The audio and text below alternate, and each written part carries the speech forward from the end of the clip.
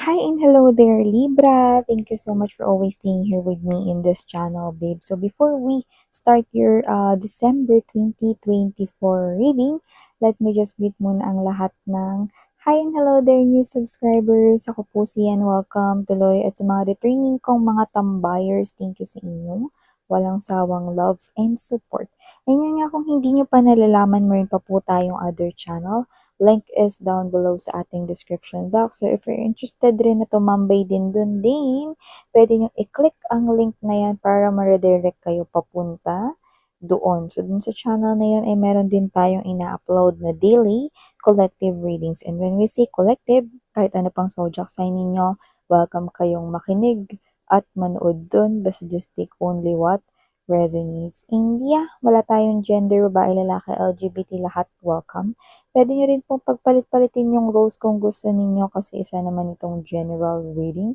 And at the end of the day, palagi po kayong may free will na free nyong gamitin anytime, anywhere. So yeah, let's go ahead and check these messages right here for your December 2024 Libra. So let us see. Archangel Michael, thank you so much for always being present here sa reading ni Libra together with the angels and gods and ancestors of Libra. Can we get messages for them, please?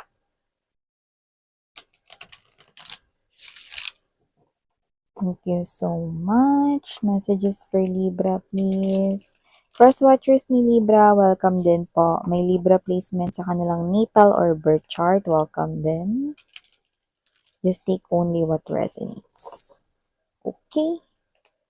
Libra, what do we have here for you guys? Messages you need to know. What does Libra needs to know for their December 2024, please? Libra.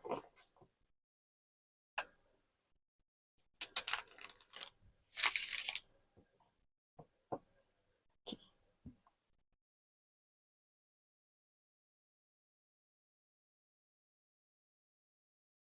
So Libra, you do have here guys the Hermit energy. Present din po dito Libra ang Ten of Swords. And dito din Two of Coins energy. Strength card. Four of Coins. Emperor. The Knight of Cups. Moon card energy. Wheel of Fortune Chariot card, you've got 1, 2, 3, 4, 5, 6 major arcanas. And we have here as well the Eight of Cups energy.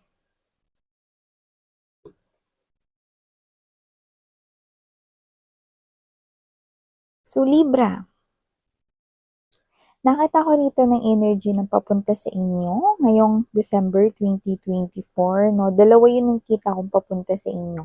One is the energy here of someone who left you. Could be an ex-partner right here or someone here na iniwan kayo rito sa area. Yung iba parang friend nyo yun. Yung iba naman no, kung hindi nyo yun ex, no, pwede naman na yun ay someone here na posibleng may family ties sa inyo. So, pwedeng iniwan kayo ng inyong parents or iniwan kayo dito ng inyong kapatid or whatever.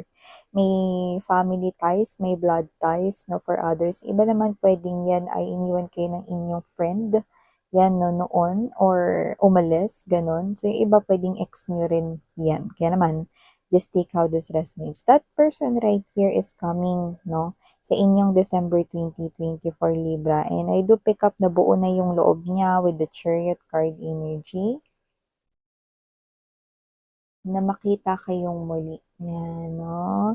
This time, kung sino man ito, no? Meron siya ditong parang ipaglalaban. Huwag kayong mag-alala, hindi naman rito pakikipag-away ang energy ni Libra. Bagkus, itong person na to is parang ipaglalaban niya rito mga babes, no? Na magkaayos kayo ulit, no? At makabalik siya rito sa dati ninyong koneksyon. Kaya naman kung yan, mga babes, na ay dati ninyo rito na nawalay kayo sa inyong pamilya, no? Pwedeng kapatid, no? Or parents ninyo. So, nakikita ko rito, no? Na gusto niyang ilaban dito yung connection ninyo sa family. So, this person right here, kahit na magmatigas pa kayo, hindi niya kayo susukuan, no? So, yun ang nakikita natin dito. Kung yan naman ay dati ninyong kaibigan na iniwan kayo, no, kasi umalis siya, this person right here wants to rekindle your friendship, yan, no. So, gusto niya ulit mga babes, no, na makasama kayo rito. And this time, this person here is not going anywhere, no. So, pwedeng umalis lang kasi siya, hindi, yung iba sa inyo, hindi naman talaga kayo nagkasira talaga, no. Pwedeng umalis lang kasi siya noon dahil kailangan. Puwede kasing yun ay may kinalaman sa kanyang trabaho or whatever, 'no. So, I don't know, maybe nung time na yun, nung umalis siya parang kailangan mo rin kasi ng friend, 'yan 'no. So, parang may tampo tayong nakuha dun, 'no, parang kung kailan pa kailangan niyo siya, wala siya, 'yan 'no. So, parang siya kasi yung klase ng friend ninyo na parang on the go, na parang lagi diyan to comfort you, 'no, caring sa inyo, 'no. So, parang matatakbuhan niyo siya, 'no, 'pag gusto niyo siya makita, 'no, ganun yung ginagawa niyo before, pinupuntahan niyo lang siya, 'no. But this person right here, 'no, is tingin ko nag-move siya into another place, maybe meron siyang inasikaso, baka work related o baka naman may kinalaman sa importante niyang dapat na gawin or asikasuhin, 'no, sa kanyang personal na buhay, may gano'n, 'no. But this person right here, kahit magmatigas pa kayo, no, this person here, paglalaban pa rin niya yung friendship. So, nakikita ko dito ang pagkakaayos sa pagitan ninyong dalawa kung yan ang iyong friend. At kung yun naman ay ang iyong ex dito, no, na nagbabalik with the Eight of Cups energy, I do see that this person here did abandon you in the past. And ano man yun, no, may nakita rin tayo dito energy na posibleng may pagpili at options noon. This person right here is coming back, no, sa inyong buhay, no, at ipaglalaban niya rito yung karapatan na dapat siya ay manatili sa life mo. And this time, this person here is someone na ipupursue itong connection na ito, no. Kung yan ang ex mo na pinagpalit ka because of a third party na someone else, nakikita ko rito, no, na habang pinupursu niya kayo, kinukulit rin siya ng third party na wag siyang iwanan. Yan, no. Ay, minsan parang complicated naman ata yun. Yeah, pero nasa inyo yan, no. Pero hindi ko nakikita na magbabalik siya rin sa third party. Pero, syempre, Libra, nasa inyo pa rin kung gusto niyo pa rin siya, yan 'no. Kasi hindi ko naman nakita kung gusto mo pa rin siya, pero nakita ko na gusto niya na makipagbalikan sa'yo. Kaya naman nakita ko dito na talagang hindi niya papansinin kahit nakulitin pa siya ng kanya ritong third party na 'wag yun iwanan, yan. So, maliban diyan, 'di ba sabi ko sa inyo kanina dalawa yung nakita kong paparating, so yan yung isa kong nakita, 'di ba? So, yung pangalawa kong nakita rito, no, is yung paparating sa inyo ay walang iba kundi yang Wheel of Fortune. Yung mga babes na hindi po yun ang will ni Kuya Will, kundi ito ang will ni universe, no? So, nakikita ko dito na kung tao man ito na paparating, blessing siya, okay? Pero kung tao man yan, no, hindi lang yan about love, hindi lang yan new love, no? Pwede rin yan na taong parating na maaring siya ay, ay energy, no? Na posibleng makatulong sa'yo sa iyong pinansyal. Yan ang nakikita ko rito, no? So, yung iba, hindi lang yan new love, no? Pero yung iba rin naghahangad ng new love, yes. Pero marami-rami sa inyo na yung paparating, no, tao yun, na yun yung magdadala ng biyaya sa inyo. So, maaring siya yung bridge na nakikita natin dito, Libra, no, para, makita mo rito yung mga offers, no, or sa kanya mismo manggaling yung offers na may kinalaman rito sa kasaganahan at ito ay related sa money, coins, and pentacles, yan 'no. At nakikita rin natin rito na puwede rin na iba't ibang form ang dumating na blessings na yan sa buhay mo. In any shape, way, or form, basta may darating rito 'no, na biyaya sa'yo ngayong December 2024. Like literally, puwedeng hindi siguro yung hitting the jackpot, pero nakikita ko rito na kung ano man yan, okay, this is something here that will improve your situation, especially when it comes to your financial. Yan, no? So, maliban dyan, Libra, mga babes, nakakita rin tayo dito ng energy. Someone here knows something. Truth about something. Yan, no? And I think this person right here, no, pwedeng hindi ikaw yung involved doon, pero pwedeng gusto niya sabihin sa'yo, pero parang iniisip niya, wag na lang. Yan, no? Hindi dahil sa gusto kanya ritong madamay or what, pero parang siya ito, no, na siya kasi yung involved dun. So, parang mahirap rin para sa kanya na aminin na kasali siya dun. So, hindi ko lang particularly kung ano talaga yung tinutumbok niya. Pero parang meron dito na parang fault or mistake na pwedeng kasali siya ron or involved siya dun. This could be your friend or this could be someone here you really know.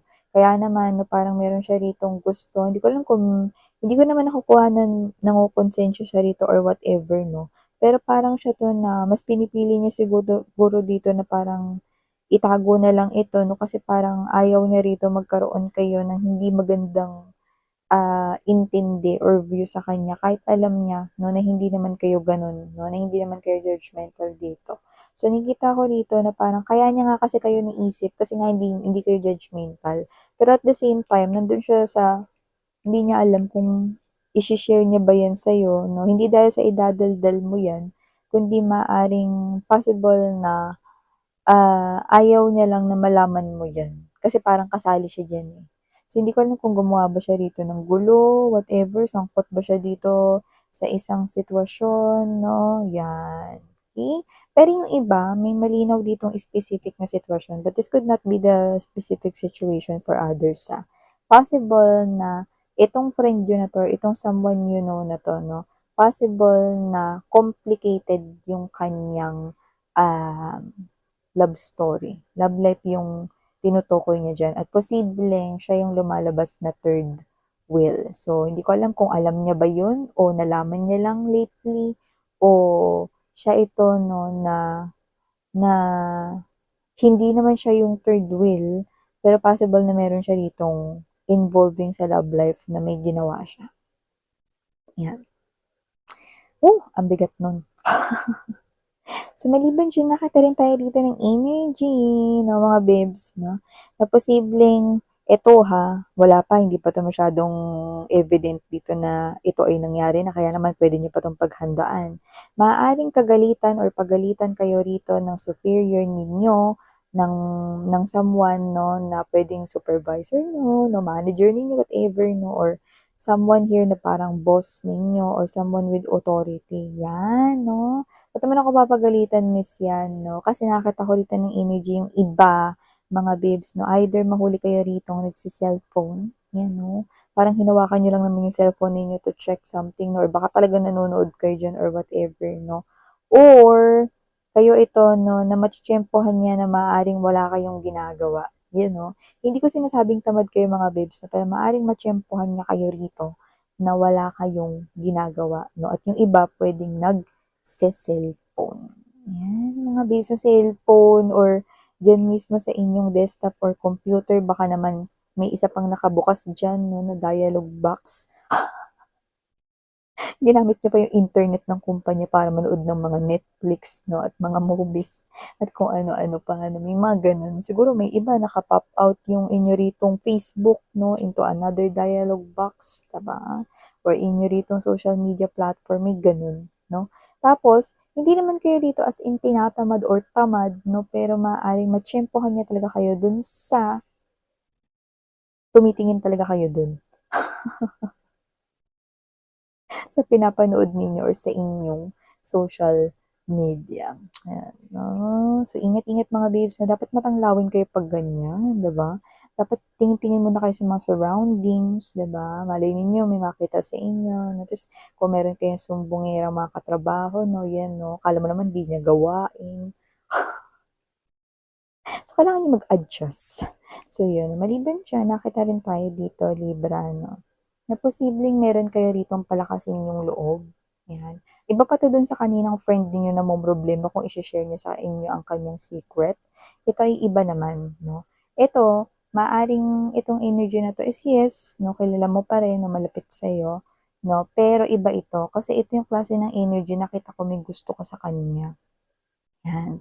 So, puwedeng special siya sa'yo, puwedeng crush mo siya, puwedeng wala pang kayo, 'yan 'no. Iba naman puwedeng kayo na.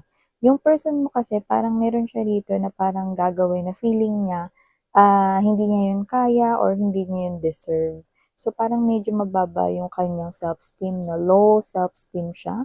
Kailangan i-boost ang kanya ritong confidence niya and I think your words will really help this person here will not just comfort him or her, no, pero magpapalakas ng loob niya na, hindi, kaya mo yan, deserve mo yan, you know. So, hindi ko alam kung ano bang gagawin niya dito, baka may kinalaman sa work niya or meron siyang gagawin dito na project or baka sasali siya sa mga contest or patimpalak, taray lalim, patimpalak. Yan, so nakita ko rito na papalakasin niya yung loob niya rito, no? And I think you are someone here na naniniwala, no? Na kaya niya, okay? Parang isang ngiti niyo lang mga babes, no? Keri na, dumagdag na yung confidence niya rito. No? Miss yan, paano kung crush ko lang yun? Nadagdagan ba yung confidence niya dahil sa sinabi ko? No? At saka, akala mo crush mo lang siya? Yeah, hindi mo alam with the moon card energy, hello, crush ka rin niya. Yan o, Libra, kita mo? Yan o. So, sikretong malupit pa lang yun. So, hindi ko na siya papakailaman kung kailan niya gusto niyang sabihin sa inyo, pero hindi pa yan December. Pero nakita ko rito na dahil sa iyo, lalakas yung loob niya rito. Ayan o. Di mo alam, no, crush ka rin yan. No? At least, alam mo na ngayon, diba? So, for some reason, maaaring may highlights yung kanyang hair or bagong color or nagpapakulay talaga siya ng buhok. You know? Kaya naman, just take how this resonates, no? And this person right here will give you a gift or present, no? After niyang magawa yun. Okay? So, parang it's like a thank you na pag-gift niya sa inyo, no? Parang uh, thank you present, no? Parang thank you note, ganun. Okay? So, last but not the least, Libra, nakakata rin ako dito ng energy, no? Na wag kayo mga babes, no? Magmamadali na umalis, lalo na, okay, kung kayo ay kumain sa labas, nag-CR, or whatever, yan, no? Kasi hindi ko alam, may marireceive kayo ditong tawag kung saan, hindi naman yung tunog emergency, pero nakikita ko kayo nagmamadali. At dahil dyan, posible na meron kayong maiwan, no, na importante, no, sa kung saan kayo nanggaling na lugar. At posibleng ma-realize mo na you've lost that thing kung kailan gabi na or nakauwi ka na. Like, late mo yun marirealize. Like, kumain na ng oras, no? Like, pag binalikan mo yun, wala na yun dun. Yan. Kaya naman, make sure mga babes, no, na kayo to na always check your things, not just twice, no? Pwedeng kahit ilang beses na bago kayo fly. Okay? Or mag-gora-gora bells, diba? So, ito yung mga messages for you, Libra, for your December 2024. Again, I'm Yan. Thank you so much. Sarang hiya, love, and light. Annyeong.